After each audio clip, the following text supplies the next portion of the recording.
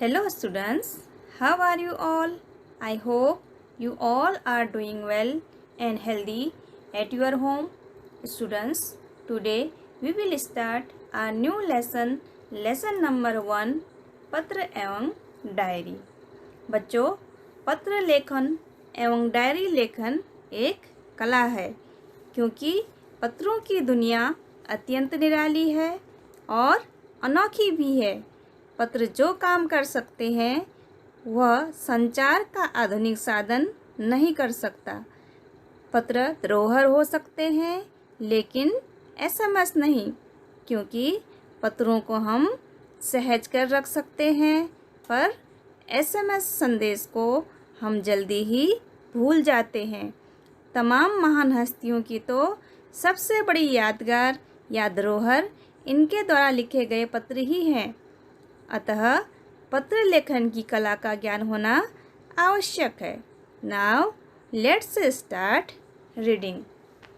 दूर बसे अपने संबंधियों, मित्रों, परिवारजनों तथा कभी कभी विभिन्न अधिकारियों को पत्र लिखने की आवश्यकता रहती है। पत्रों के द्वारा हम अपनी बात अत्यंत सुगमता से उन तक पहुंचा सकते हैं। यद्यपि आजकल दूरभाष, ईमेल, इंटरनेट, मोबाइल फ़ोन आदि द्वारा भी यह कार्य किया जाता है, फिर भी पत्रों का महत्व कम नहीं हुआ है, क्योंकि पत्र के द्वारा विस्तार से अपनी बात व्यक्त की जा सकती है। पत्र के द्वारा विचारों को प्रेषित करना अन्य साधनों की अपेक्षा सस्ता है। प्रेषित मीन्स, प्रेषित का अर्थ होता है भेजना। अधिकारियों तक अपनी बात पहुंचाने, शिकायत करने, आवेदन या प्रार्थना आदि के लिए केवल पत्रों का ही सहारा लिया जा सकता है, अन्य साधनों का नहीं। बच्चों, पत्र लेखन के लिए ध्यान देने योग्य महत्वपूर्ण बातें। हमें पत्र लिखने से पहले किन किन बातों का ध्यान रखना चाहिए? पत्र में बोलचाल की सरल भाषा का प्रयोग करना चाहिए। पत्र में आवश्यक बातें ही लिखनी चाहिए। पत्र अधिक लंबा नहीं होना चाहिए। मित्र या सखी के लिए तुम और बड़ों के लिए आप का प्रयोग करना चाहिए। पत्र में सबसे ऊपर बाईं ओर अपना पूरा पता और तारीख लिखनी चाहिए। बाईं ओर पत्र जिसे लिखना हो उसको शिष्ट भाषा में संबोधन करना चाहिए। इसके बाद अभिवादन करना चाहिए। इसके बाद पत्र के कलेवर में मुख्य विषय को अभिव्यक्त करना चाहिए। पत्र समाप्त होने पर नीचे बाईं ओर पत्र लिखने वाले का संबंध और नाम लिखना चाहिए। बच्चों, आपको इस अध्याय में विभिन्न प्रकार के पत्रों के नमूने दिए गए हैं।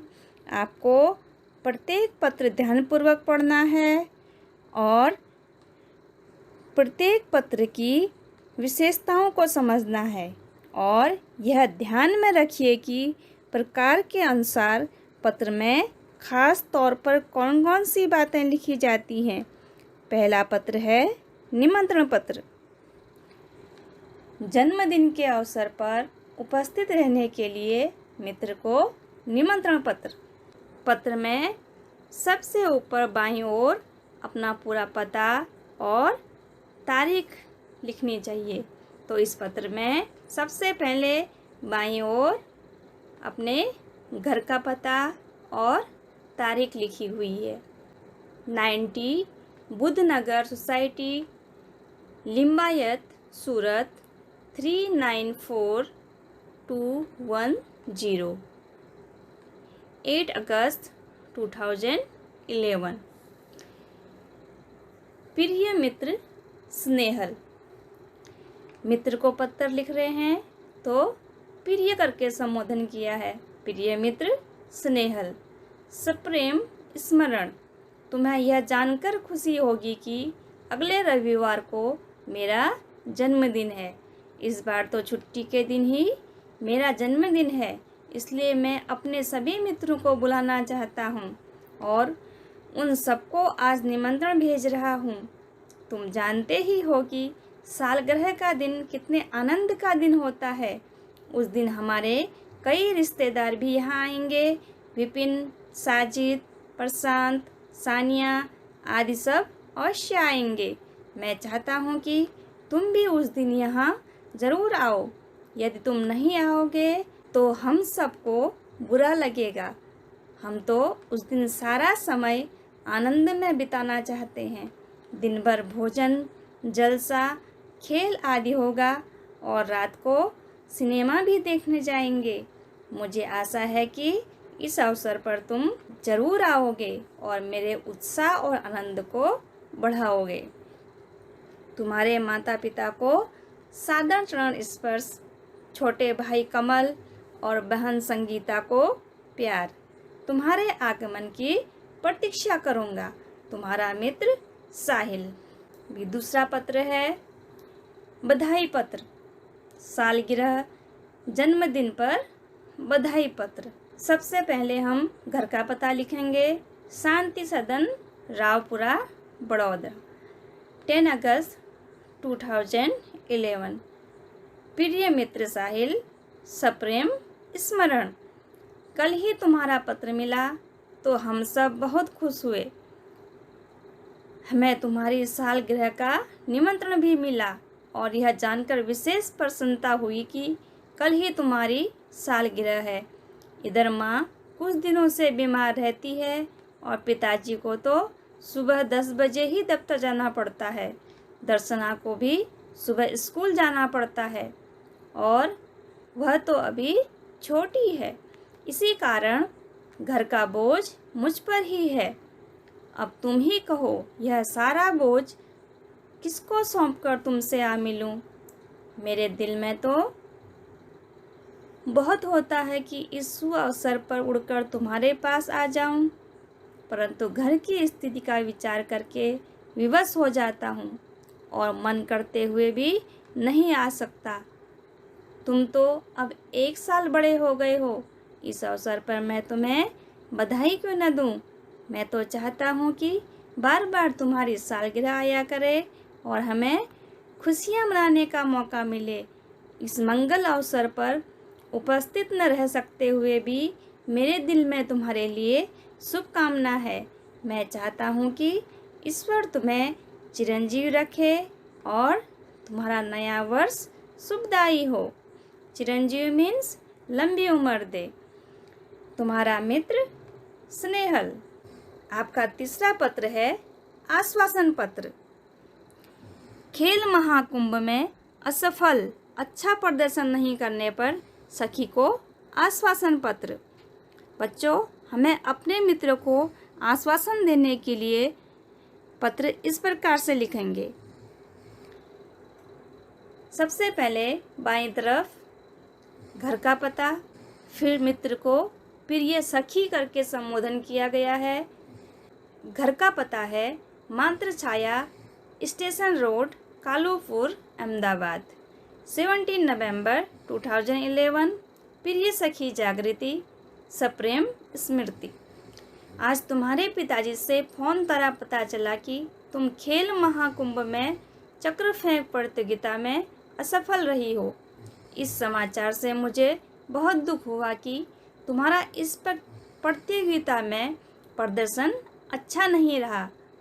हमने तुमसे बहुत आशा लगा रखी थी कि तुम जिले में प्रथम आओगी। प्रिय सखी, खेल में हमेशा जीतना ही महत्वपूर्ण नहीं होता। अब जो कुछ होने वाला था हो गया है, इसलिए उसका शोक न करना चाहिए। इस असफलता से निराश भी न होना चाहिए।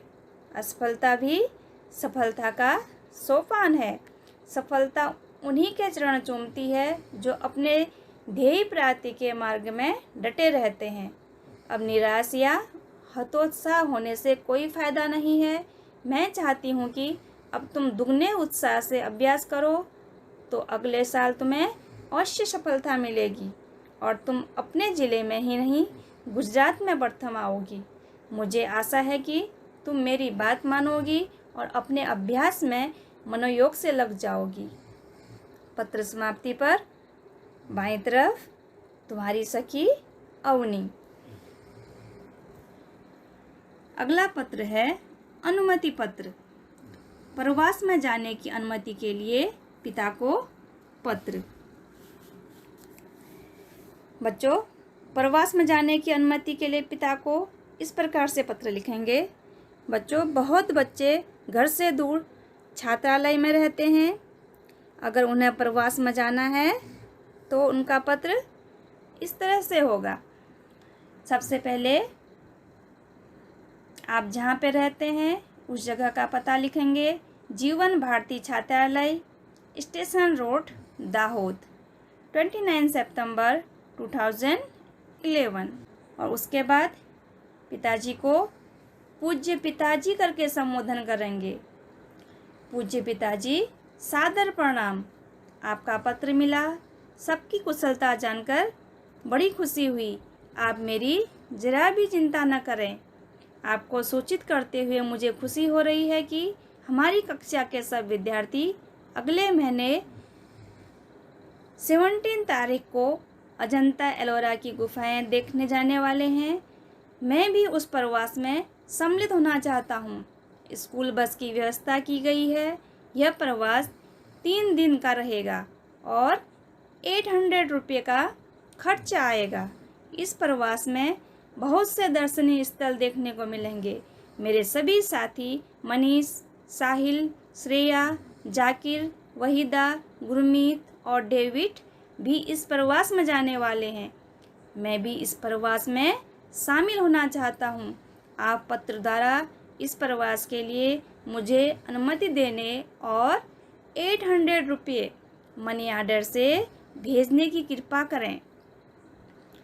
फिर पत्र समाप्त होने पर अंत में पूजनीय माताजी को सादर प्रणाम। माताजी को पूजनीय करके संबोधित किया गया है। सोनल को प्यार। सोनल छोटी बहन है तो अपने से छोटे भाई बहन को सोनल को प्यार। आपका आज्ञाकारी पुत्र रमेश। अगला पत्र है प्रार्थना पत्र। छुट्टी के लिए प्रधान अध्यापक को पत्र। सबसे पहले प्रार्थना पत्र को अध्यापक को हम सेवा में श्री आचार्य महोदय से अभिवादन करेंगे। देसाई फलिया, भावनगर, 23 फरवरी 2011। सेवा में श्री आचार्य महोदय, DS सार्वजनिक विद्यालय, भावनगर। आदरणीय गुरुदेव। यहाँ पे अध्यापक को आदरणीय शब्द से अभिवादन किया है, संबोधन किया है। सविनय निवेदन है कि मेरी बहन की शादी आगामी 27 तारीख को निश्चित की गई है।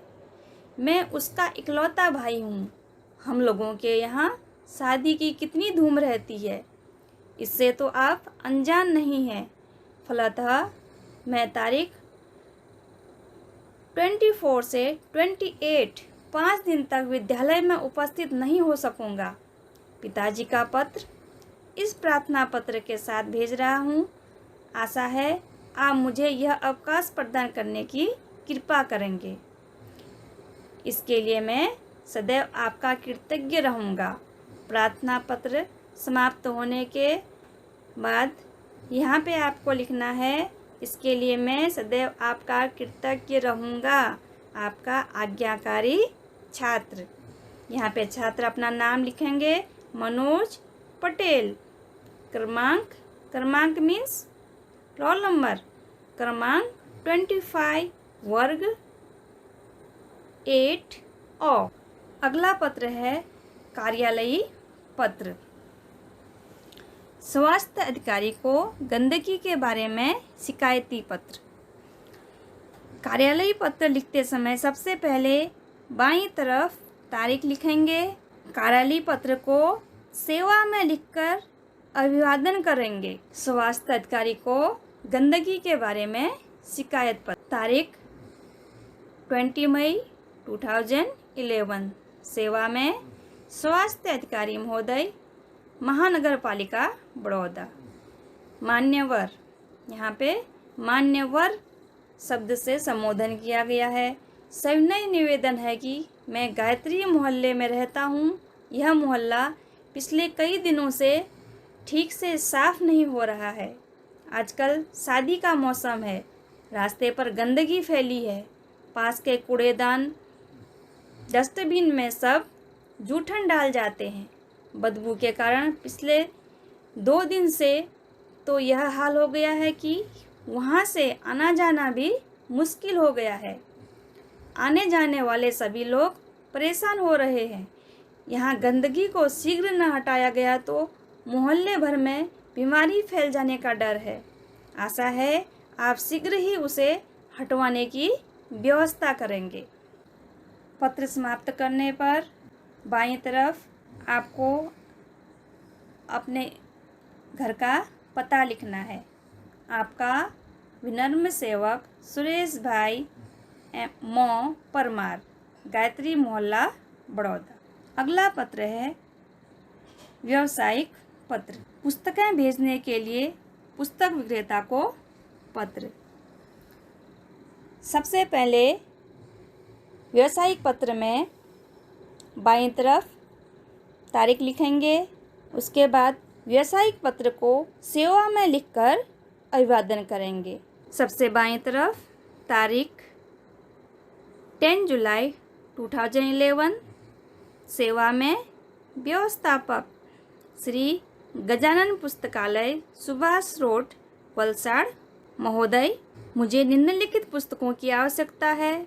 उन्हें आप डाक से भेजने की कृपा करें। यहाँ पे पुस्तकों का नंबर डाल के उसके राइटर के नाम लिख दिए गए हैं। नंबर 1 नन्हा कोश, राइटर श्री रतिलाल नायक। नंबर 2 नालंदा विशाल शब्द सागर, और राइटर हैं श्री नवल जी। एंड नंबर 3 बृहद हिंदी शब्दकोश, और राइटर हैं डॉक्टर श्याम बहादुर वर्मा और डॉक्टर धर्मेंद्र शर्मा। और नंबर 4 साहित्यिक मुहावरा लोकोक्ति कोश, और राइटर हैं हरिवंश राय शर्मा। कृपया उपयुक्त पुस्तकें उचित कमीशन काटकर शीघ्र ही VPP वैल्यूएबल पोस्ट से भेजें। और व्यावसायिक पत्र समाप्त करने के बाद सबसे नीचे बाईं ओर अपना पूरा पता लिखेंगे। भवदी प्रीति शाह, शांति भवन, MG रोड, राजकोट। और वहाँ पे उसको पिन नंबर लिखा है 360001। बच्चों, अब हम पढ़ेंगे पत्र का प्रकार। पत्र कितने प्रकार के होते हैं? व्यक्तिगत पत्र, यानी व्यावसायिक पत्र, कार्यालयीय पत्र एवं प्रार्थना पत्र। सबसे पहले हम व्यक्तिगत पत्र के बारे में पढ़ेंगे। व्यक्तिगत पत्र में अगर पुत्र पिता को पत्र लिखता है तो उसमें पूजनीय करके संबोधन करेगा, और पत्र की समाप्ति पर आपका आज्ञाकारी पुत्र लिखेगा। अगर पिता पुत्र को पत्र लिखता है तो पिता प्रिय आयुष्मान लिखेंगे और साथ में नाम लिखेंगे, और पत्र की समाप्ति पे तुम्हारा शुभचिंतक शुभेच्छु लिख के पत्र समाप्त करेंगे। अगर पुत्र माता को पत्र लिखता है तो पूजनीय माता जी लिख के संबोधन करेगा, और पत्र समाप्ति पे आपका आज्ञाकारी पुत्र लिखेगा। और माता पुत्र को पत्र लिखती हैं तो प्रिय आयुष्मान करके नाम लिख के संबोधन करेंगी, और पत्र समाप्ति पे तुम्हारी माता तुम्हारी शुभ चिंतक लिखेंगी। अगर छोटा भाई बड़े भाई को पत्र लिखता है तो आदरणीय भाई, अपने से बड़ों को आदरणीय लिखा जाता है, तो आदरणीय भाई करके संबोधन करेगा, और पत्र समाप्ति पे आपका स्नेहाकांक्षी स्नेह भाजन करके पत्र समाप्त करेगा। अगर बड़ा भाई छोटे भाई को पत्र लिखता है तो प्रिय चिरंजीव नाम से संबोधन करेगा और पत्र समाप्ति पे तुम्हारा शुभ चिंतक शुभेच्छुक लिखेगा। अगर बड़ा भाई छोटी बहन को पत्र लिखता है तो प्रिय नाम से संबोधन करेगा और आयुष्मती नाम से संबोधन करेगा और पत्र समाप्ति पे तुम्हारा शुभ चिंतक शुभेच्छु लिखेगा। अगर मित्र मित्र को पत्र लिखता है तो प्रिय और नाम से संबोधन करेंगे। उसके बाद तुम्हारी सखी, तुम्हारा शुभ चिंतक पत्र समाप्ति पे लिखेंगे। अगर शिष्य गुरु को पत्र लिखता है तो पूजनीय श्रद्धेय गुरु जी करके संबोधन करेगा और पत्र समाप्ति पे आपका आज्ञाकारी शिष्य आपका स्नेह भाजन करके पत्र समाप्त करेगा। अगर गुरु शिष्य को पत्र लिखता है तो चिरंजीव नाम से संबोधन करेंगे। तो पत्र समाप्ति पे तुम्हारा शुभाकांक्षी शुभ चिंतक करके पत्र समाप्त करेंगे। और व्यावसायिक पत्र पुस्तक विक्रेता को, बैंक मैनेजर को लिखेंगे तो हम महोदय करके संबोधन करेंगे और पत्र समाप्ति पे भवदी लिखेंगे। व्यापारी या दुकानदार को श्रीमान प्रबंधक करके संबोधन करेंगे और पत्र समाप्ति पे भवदी लिखेंगे। और कार्यालयी पत्र किसी विभाग के अधिकारी को मान्यवर महोदय करके संबोधन करेंगे और पत्र समाप्ति पे भवदीय, निवेदक, प्रार्थी, विनीत करके पत्र समाप्त करेंगे। समाचार पत्र के संपादक को श्रीमान संपादक महोदय करके संबोधन करेंगे और पत्र समाप्ति पे भवदीय, निवेदक करके पत्र समाप्त करेंगे।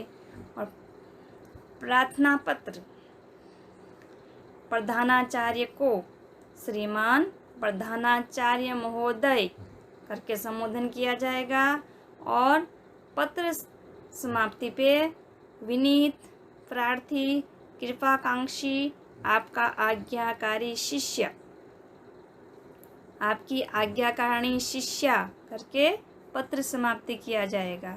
और किसी अधिकारी को पत्र लिखना है तो मान्यवर महोदय करके संबोधन किया जाएगा और पत्र समाप्ति पे निवेदक, प्रार्थी, विनीत, निवेदिका के साथ अपना नाम लिख के पत्र समाप्त किया जाएगा। और पत्र लेखन के लिए ध्यान देने योग्य महत्वपूर्ण बातें। पत्र में बोलचाल की सरल भाषा का प्रयोग करना चाहिए। पत्र में आवश्यक बातें ही लिखनी चाहिए। पत्र अधिक लंबा नहीं होना चाहिए। मित्र या सखी के लिए तुम तथा बड़ों के लिए आप का प्रयोग करना चाहिए। पत्र में सबसे ऊपर बाईं ओर अपना पूरा पता और तारीख लिखनी चाहिए। बाईं ओर पत्र जिसे लिखना हो उसको शिष्ट भाषा में संबोधन करना चाहिए। इसके बाद अभिवादन करना चाहिए। इसके बाद पत्र के कलेवर में मुख्य विषय को अभिव्यक्त करना चाहिए।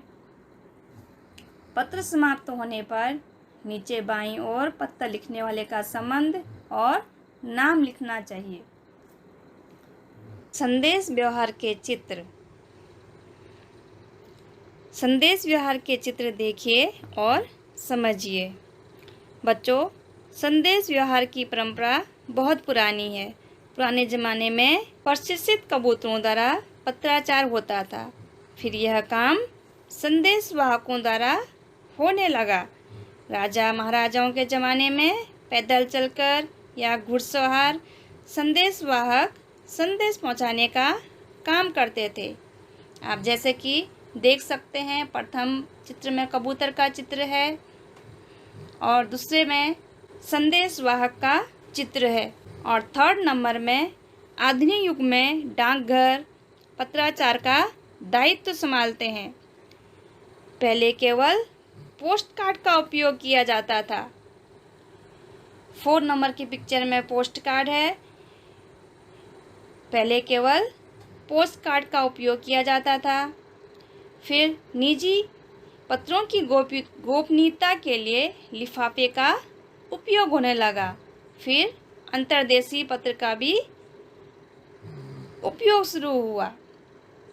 नंबर 4 में है पोस्ट कार्ड और नंबर 5 में है अंतर्देशीय लिफाफा और नंबर 6 में है फ़ोन। आजकल टेलीफोन संदेश व्यवहार का श्रेष्ठ साधन है। और नंबर 7 में है अब तो मोबाइल और इंटरनेट की सुविधा भी हो गई है। इससे संदेश व्यवहार के क्षेत्र में अद्भुत क्रांति आ गई है। डायरी लेखन। डायरी शब्द अंग्रेजी भाषा का है। डायरी के लिए हिंदी में दैनंदिनी, दैनिकी आदि शब्दों का प्रयोग किया जाता है। डायरी में निजी जीवन के प्रतिदिन घटित घटनाओं का लेखा जोखा रखा जाता है। डायरी के पढ़ने से किसी व्यक्ति के जीवन में घटित घटनाओं, कार्यों या तथ्यों की जानकारी प्राप्त होती है। डायरी में व्यक्ति घटित घटनाओं के साथ साथ अपने मन में उठी प्रतिक्रियाओं की अभिव्यक्ति भी अंकित करता है, इसलिए उसमें व्यक्तिगतता होती है। डायरी प्रतिदिन, साप्ताहिक, पाक्षिक अथवा मासिक लिखी जा सकती है। डायरी लेखन की विशेषताएं। डायरी लेखन में निम्नलिखित गुण होने आवश्यक हैं। डायरी लेखन में क्रमबद्धता हो, अर्थात अगर आपने डायरी लिखना शुरू किया है तो उसको आप रोज़ लिखिए, या तो प्रतिदिन लिखिए या साप्ताहिक लिखिए या मासिक लिखिए। क्रमबद्धता होनी चाहिए। इसमें लिखा गया विवरण संक्षिप्त, सारगर्भित तथा वास्तविक हो। डायरी लेखन में स्थान, तिथि, घटना या तथ्य का स्पष्ट रूप से उल्लेख होना आवश्यक है। डायरी लेखन करते समय आलोचना, टीका टिप्पणी, इसमें लिखा गया विवरण संक्षिप्त, सारगर्भित तथा वास्तविक हो। डायरी लेखन में स्थान, तिथि, घटना या तथ्य का स्पष्ट रूप से उल्लेख होना आवश्यक है। डायरी लेखन करते समय आलोचना, टीका टिप्पणी, बनावटीपन, काल्पनिकता, चित्रात्मकता, अनावश्यक विस्तार से बचना चाहिए। डायरी लेखन के लाभ। डायरी लेखन के अनेक लाभ हैं। इससे जीवन में घटी घटनाओं की जानकारी प्राप्त होती है। डायरी में तथ्यों का उल्लेख रहता है। इसी कारण व्यक्ति दिन भर जो अच्छे बुरे काम करता है उसका उल्लेख भी रहता है। इससे सने सने बुराइयों से बचा जा सकता है। सने सने मीन्स धीरे धीरे। डायरी ही ऐसा दस्तावेज है जिसे पढ़कर किसी व्यक्ति के जीवन के पिछले अनुभवों तथा घटनाओं की जानकारी और वह भी संबंधित व्यक्ति के शब्दों में प्राप्त की जा सकती है। Now in the end of the lesson, I hope you understood this lesson very well. Thank you.